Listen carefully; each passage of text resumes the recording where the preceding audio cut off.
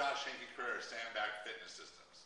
Today we're going to cover the next 5 best core exercises. One of our most popular videos online has been the Sandbag 5 top core exercises. That was a good base to lay for abdominal and low back and hip development. Remember, the core is not just about your abs, it's about your low back and your hips as well. Once you have mastered the base level of exercises, we want to take you to another level where it's a little more dynamic, a little more speed, and a little more going into compromised positions.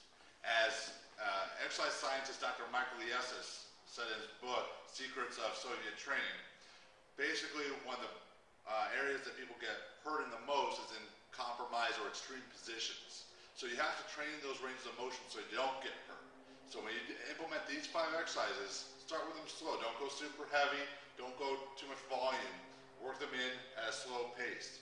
Once you've got them down, you're going to see that you've really got a solid foundation of a core that you can work from, where your lifts, such as your squats, your presses, and all your other type of strong lifts should improve. Not only that, you should have a back that is really hard to injure. So you're going to notice a more explosive body, a more resilient body, and a more mobile body. So I hope you enjoy these exercises, and see more at sandbagfitnesssystems.com.